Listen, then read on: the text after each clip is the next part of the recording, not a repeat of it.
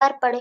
और मेरे पापा कभी मतलब मेरा ख़्याल वग़ैरह नहीं रखते थे, जैसे बच्चों का रखना चाहिए, ऐसा कुछ भी नहीं। उन्होंने कभी मुझे गोद में नहीं उठाया हुँ, कि एक लड़की है करके। फिर मम्मी उस चीज़ के लिए ऑब्जेक्शन उठाने लगी कि ऐसा थोड़ी होता है, अगर वो बेटी है तो क्या हुआ, अगली बार बेटा भी हो जाएगा, लेकिन बेटी भी तो मतलब मायने रखती है ना, वो भी तो अच्छी होती है, क्या बुराई है उसमें? तो बोल हुँ, रहे हैं कि पहली बात तो ये कि तुम लोग किसी काम की नहीं होती, मतलब औरतें किसी काम की नहीं होती, सिर्फ़ बिस्तर तक ही इनकी पहचान होती है, उससे ज़्यादा हुँ, इनकी कोई औकात नहीं होती। हुँ, तो फिर मम्मी ने इसके लिए बहुत झगड़ा किया कि आप ऐसे कैसे बोल रहे हो? और वो भी अपनी खुद की बेटी के लिए। तो उन्होंने मम्मी को बहुत ज़्यादा मारा और उनके बाल-वाल खींच लिए, जिससे उनके सर में भी काफ़ी चोट आ गई। हुँ, फिर उसके बाद ये सब चीज़ चल ही रहा था ना कि मेरे नाना की तबीयत बहुत ज़्यादा यहाँ पर खराब हो गई और वो क्या हुए कि हॉस्पिटल में एडमिट हो गए। तो डॉक्टर ने जवाब दे दिया और बोला कि इनके फेफड़े में पूरी तरह से पानी भर गया है, तो ये हुँ, ज़्यादा दिन के लिए नहीं बचेंगे। तो मेरे नाना की लास्ट विश थी कि वो एक बार अपनी बेटी से मिले, क्योंकि मम्मी मेरी सिंगल चाइल्ड है, तो हुँ, वो अपनी बेटी से मिलना चाहते थे। तो उन्होंने उस समय फ़ोन नहीं था, लेटर चलते थे, तो उन्होंने लेटर भेजा। हुँ, लेटर भेजा तो मेरे पापा को वो लेटर मिला, तो उन्होंने वो पढ़ा और पढ़ के फाड़-वाड़ के फेंक दिया।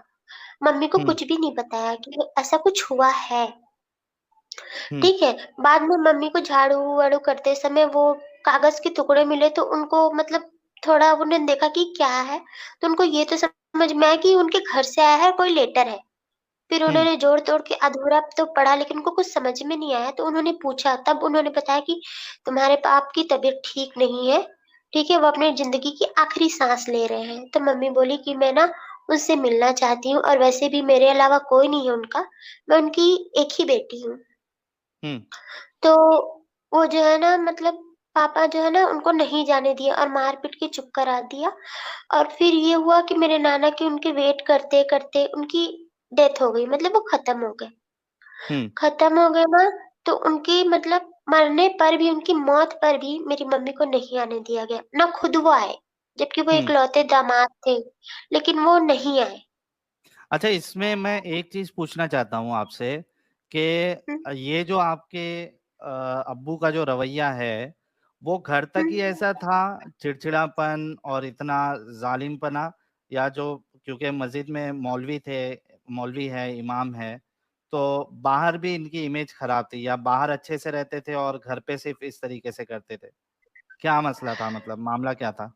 बाहर भी उनकी इमेज ऐसी ही थी, बस बाहर की बात ये है कि बाहर अगर वो जैसे कि मस्जिद में अब औरतें तो जाती नहीं है, सिर्फ़ मर्द जाते हैं, हुँ, है ना?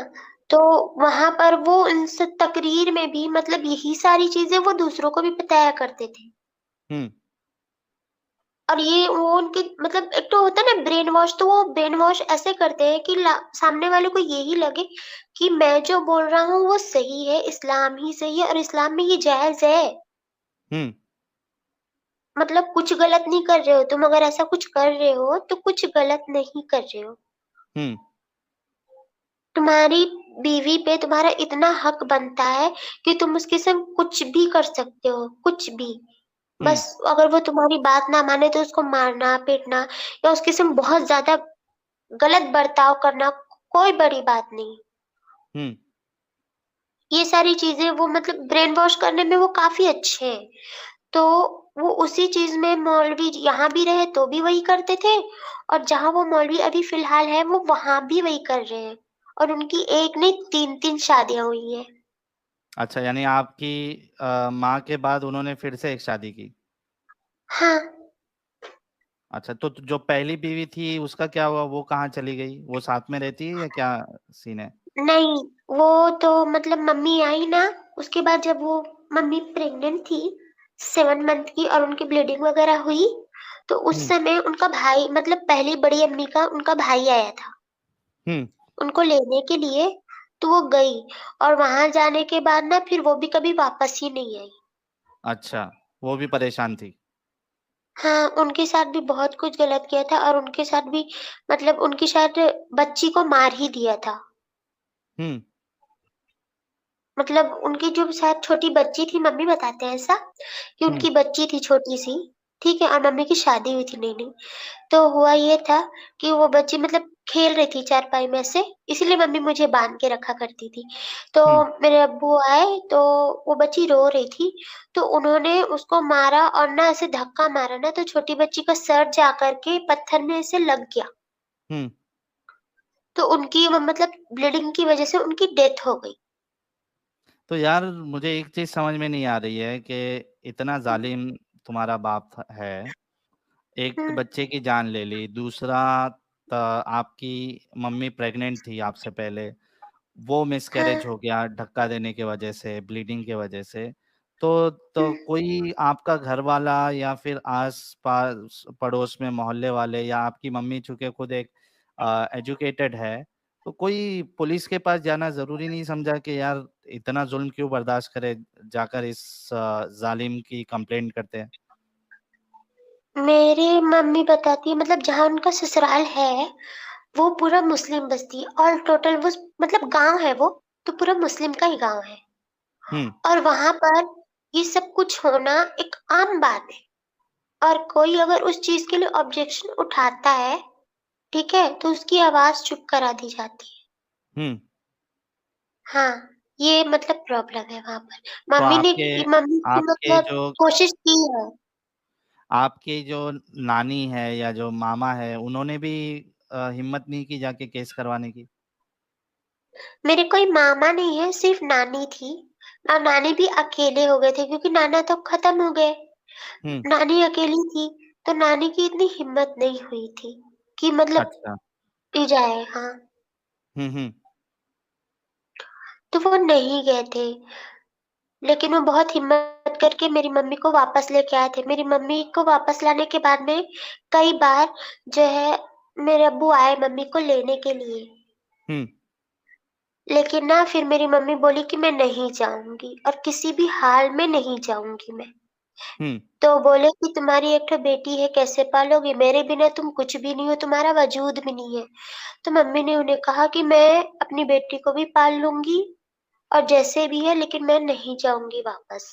तो हुँ, बोले कि फिर मैं तुमको 3 तलाक देता हूँ। तो मम्मी ने बिना सोचे-समझे बस एक्सेप्ट कर लिया। मतलब एक होता है ना कि जेल से बाहर कैदी निकल जाता है। हुँ, हुँ, हुँ, बस ऐसा मम्मी को फ़ील हुआ तो मम्मी बोली ठीक है मैं इसको एक्सेप्ट कर लेती हूँ। और उन्होंने हुँ, तुरंत मतलब 3 तलाक को एक्सेप्ट कर लिया। हुँ, अब यहाँ पर से उनकी प्रॉब्लम खत्म नहीं हुई क्योंकि पापा तो जो थे ये वो इस शहर में भी आ चुके थे और यहाँ के मम्मी-डैडी की भी सोच सेम ही हो चुकी है। तो हुँ, अब उनको लगा कि भई इनके शौहर इनके साथ ऐसा किए और इन्होंने इनको तलाक दिया और इसने मतलब एक्सेप्ट भी कर ली, नहीं गई हुँ, वो, माफ़ी भी नहीं माँगी।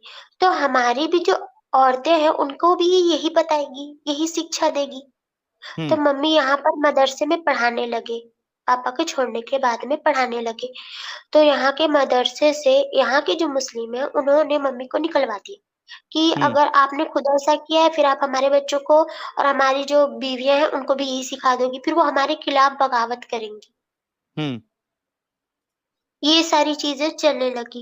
फिर मम्मी ने उनको समझाने की बहुत कोशिश की कि नहीं वो जो चीज़ सिखा रहे हैं इस्लाम में जो कुछ हो ये चीज़ हो रही है, चाहे वो हलाला हो गया, 3 तलाक हो गया, ठीक है? और मारपीट जो होता है ये चीज़ें गलत है और औरतों का भी कुछ अधिकार बनता है।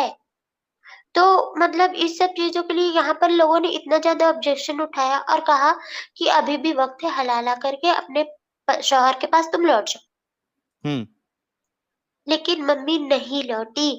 नहीं लौटने की वजह से फिर यहाँ के लोगों ने मम्मी को मतलब बहुत ज़्यादा टॉर्चर करना शुरू कर दिया। लाइक हमारे घर की लाइट जो हम किराए के घर में रहते थे, मैं बहुत छोटी थी, तो हमारे घर की जो लाइट थी उसके तार काट देना, ठीक है? और हमको बार-बार घर चेंज करना पड़ता था क्योंकि मतलब हम कहीं पे भी रहते थे ना तो फिर थोड़े दिन बाद वहाँ से निकाल दिए जाते थे।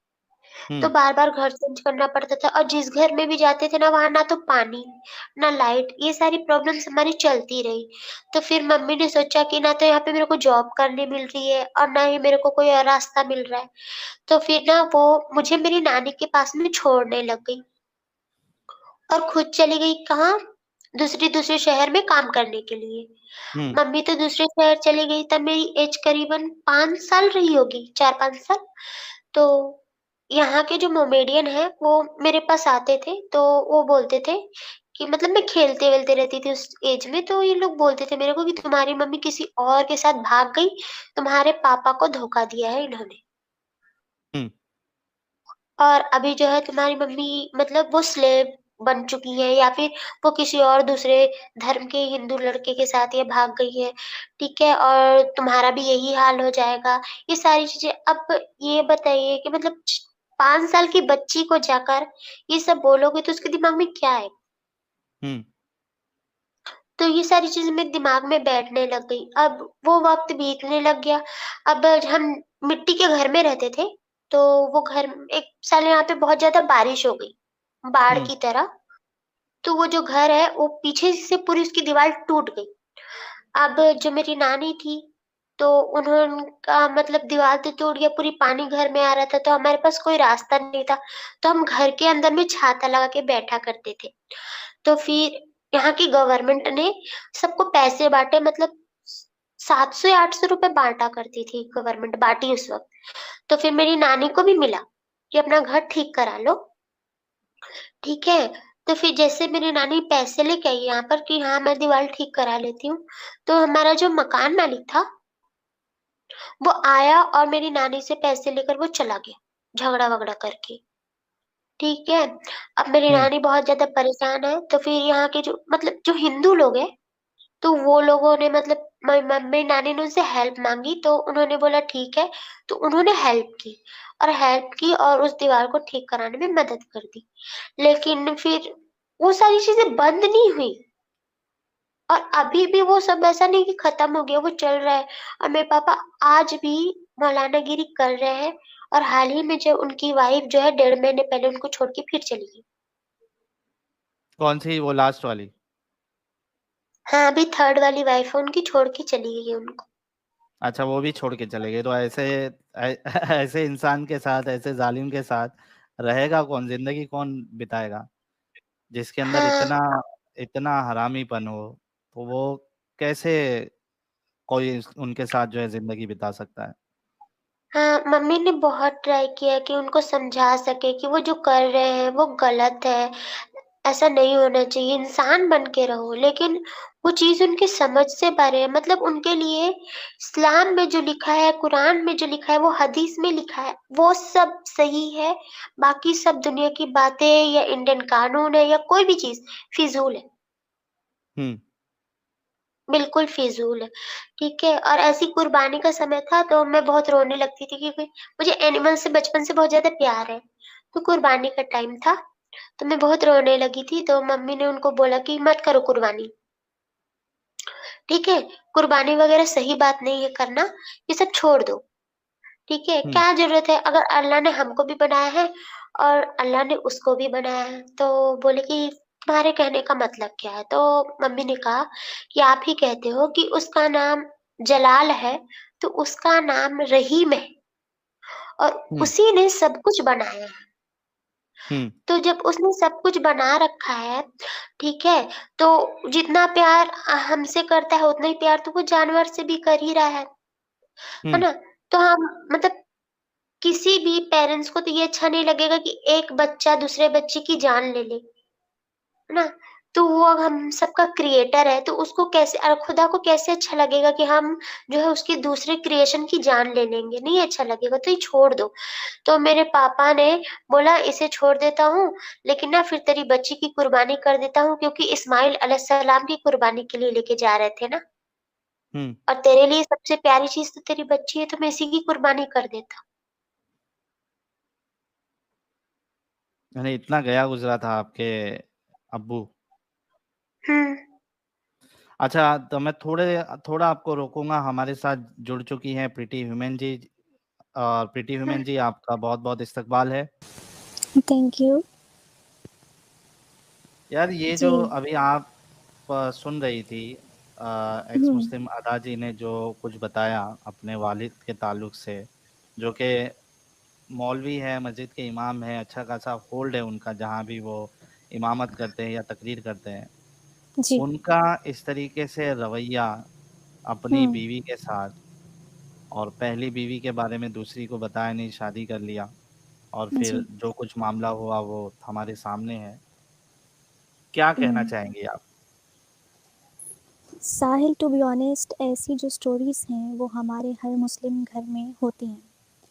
प्रॉब्लम ये है कि वो रिपोर्ट बहुत कम होती है, मतलब मंजर आम पे जैसे होती है ना, एक चीज़ आ जाती है खुल के, मतलब सामने ही नहीं आती। जो विक्टिम्स होते हैं वो भी सामने नहीं आते, क्योंकि कहीं ना कहीं उनमें भी होता है इस्लाम का कि नहीं, अगर हमने अपने हस्बैंड के ख़िलाफ़ आवाज़ उठाई तो ये भी नाफरमानी के उसमें कैटेगरी में आ जाती है, नाफरमानी की। तो कहीं न कहीं जो विक्टिम्स होते हैं वही चुप कर जाते हैं। तो बहुत हिम्मत की बात है अगर ये जो हैं एक्स मुस्लिम अदा, ये आगे आई हैं, इन्होंने अपनी बहुत ही पर्सनल बातें हमसे शेयर की हैं। तो बहुत ही एक हिम्मत चाहिए ये सब ऐसे प्लेटफ़ॉर्म पे बताने के लिए। तो हुँ। जो इंस्पिरेशन इनको मिलती है, ये डोमेस्टिक वायलेंस, अब्यूज़, इवन कि आप किसी को बेइज़्ज़त करते हो, अपने लफ्ज़ों से भी कर सकते हो। हाथ उठाना तो बहुत बाद में आता है। किसी आपके जो अल्फ़ाज़ हैं वो भी किसी की रूह को जो है ना वो छलनी करने के लिए काफ़ी होते हैं। तो ये जो है, ये सारी इंस्पिरेशन इनको इस्लाम से आती है, हुँ। अहादीस से आती है। और हम जो यहाँ स्ट्रीम्स पे बार-बार आप लोगों को अपने अपने ऑडियंस को बताते हैं रेफ़रेंस के साथ, तो हम लोग ये सब क्यों कर रहे हैं? क्योंकि ये हर दूसरे घर की स्टोरी है। हमारे यहाँ ख़वातीन के साथ ऐसा ही सलूक किया जाता है। और बहुत हौसले और हिम्मत की बात है कि इन्होंने तो ये इस लेवल का मेंटालिटी कभी टॉर्चर, चेंज होगी? ये मेंटालिटी को चेंज करने के लिए बहुत मेहनत लगेगी साहिल, बहुत काम उसके करना लिए पड़ेगा इस इस्लाम पे, से क्योंकि निकलना ज़रूरी है। इस्लाम की बिल्कुल जो सबसे गंदी ज़हनियत है उससे बाहर आना ज़रूरी है, वरना तो जिस पे ज़ुल्म हो रहा है वो तो उनको लगता ही नहीं है कि हम पे ज़ुल्म हो रहा है या हमारे लिए ये चीज़ें गलत है। यही तो प्रॉब्लम है, यही तो मैंने आपको बताया कि दे आर फाइन, उनको कोई प्रॉब्लम ही नहीं दिखता इसमें।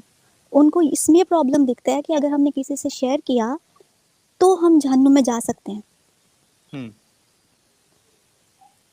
तो ये बिल्कुल। सारी बात आपकी हिम्मत की है और आपके खुद स्टडी करने की, फिर सोचने की, आपके पास दिमाग है। और ये सारी बातें ये छोटी सी बच्ची ही मुझे लग रही हैं, मतलब इतनी मैच्योर नहीं लग रही। हो सकता है अबाउट 20 हों, लेकिन फिर भी इन्होंने छोटी सी एज में काफ़ी कुछ सहा है। और हाँ, क्या मेरे पास तो वर्ड्स। इम्पैक्ट जी। आप सोचिए कि बचपन से ये सारा जो हो रहा था इवेंट, वो कितना हाँ, मतलब इनके ज़हन पे क्या असर किया खौफनाक, होगा यार? क्या किस ट्रॉमा से गुजरी हैं, हम तो इमेजिन ही कर सकते हैं। जिसने सहा है उसको पता है कि उस पे क्या बीती है। तो बहुत ही हिम्मत और हौसले की इनकी मैं दाद देती हूँ कि ये सामने आए और इन्होंने हमें बताया। आगे आप इनसे कुछ पूछना चाहते हैं तो प्लीज़ पूछें। जी। अदा जी, अच्छा इसमें ये बात हो सकती है कि चलो यार ठीक है, वो आपके अब्बूजी का पर्सनल मामला हो और ज़ालिम थे, ज़ुल्म किया उन्होंने, जो भी है। लेकिन आप इस्लाम से क्यों हट गई? मतलब आपने इसको इस्लाम से क्यों रिलेट किया और इस्लाम से आप क्यों बाहर निकल गई? मैं काफ़ी बड़ी हो गई थी, मैं मदरसा बचपन से नहीं गई हूँ, बड़ी होने के बाद स्टार्ट की हूँ, मतलब 8th क्लास में थी मैं, स्टार्ट की हूँ मैं हुँ। मदरसा जाना। अब मैं स्कूल बचपन से ही जा रही हूँ। तो जब मैं मदरसा जाना शुरू-शुरू की थी, तो वो एक्साइटमेंट होती है ना, कि क्या होगा वहाँ पे, क्या पढ़ा रहे? फिर वहाँ की चीज़ें मेरे लिए बिल्कुल नई-नई थी, बिल्कुल भी नई-नई। तो फिर मैं स्कूल में ही पढ़ी थी, मदरसे में भी पढ़ी थी, लेकिन मेरे को एक चीज़ नोटिस करने लगी धीरे-धीरे, मतलब वो अलीफ बे से बढ़ते-बढ़ते फिर कुरान तक में आने लगे। तो मैं बोली, हम लोग को खाला अम्मी पढ़ाती थी, तो मैं खाला अम्मी से बोली कि हम इसको पढ़ तो रहे हैं, पर जैसे इसका मतलब क्या होता है? जैसे हम लोग जैसे हम लोग संस्कृत पढ़ते हैं या फिर हम इंग्लिश पढ़ते हैं, तो वो टीचर बताते हैं ना कि इसका मतलब ये लिखा है, हिंदी में इसका मतलब ये होता है। तो मैं बोली इसका मतलब क्या होता है? इस मतलब कुछ ट्रांसलेशन होता होगा ना कि इसका क्या लिखा है हमको? तो वो बोले कि ऐसे अभी नहीं बताऊँगी, जब बड़े होते जाओगे तब बताओगे। तो फिर उसके बाद हमारे यहाँ होने लगा था, मतलब किसी का हलाला होने वाला था। तो मुझे तब नहीं पता था कि क्या होता है। तो फिर मैं अपनी मम्मी से पूछी, तो मम्मी बोली कि ये बहुत अच्छी चीज़ नहीं है, बहुत गंदी चीज़ है, ठीक है? तो ये तुमको अभी नहीं बता सकते हम। तो फिर मैं मदरसा गई, तो मैं मदरसा से खाला अम्मी से पूछी कि ये क्या होता है? तो उन्होंने मेरे को बताया कि क्या होता है। तो उस समय थोड़ा मतलब सोचने समझने की इतनी थी दिमाग की जो है ये गलत है। तो मैंने बोला ये तो गलत है ना, ऐसा तो नहीं होना चाहिए ना खाला अम्मी, क्या ज़रूरत है? तो उन्होंने बताया कि नहीं ये हमारे हदीस में है, हुज़ूर ने ऐसा फरमाया है कि ये सब जायज़ है, ऐसा होना चाहिए, ठीक है? तो मैं बोली ऐसे कैसे फरमाया है? ये चीज़ तो गलत है और गलत चीज़ें तो अल्लाह पाक को मना करनी चाहिए, वो ऐसे इस चीज़ को प्रमोट कैसे करेंगे? तो उन्होंने ये बोला कि तुम ज़्यादा सवाल ना पूछा करो, बिल्कुल अपनी मम्मी जैसे हो, फालतू के सवाल पूछती रहती हो, है ना? ज़्यादा सवाल पूछोगी ना तो कुफ़्र का फ़तवा लग जाएगा तुम पर। फिर पूछती रहना घर में बैठ के सवाल सारे। ये सारे बहुत चीज़ें बोल के मेरे को चुप करा देते थे।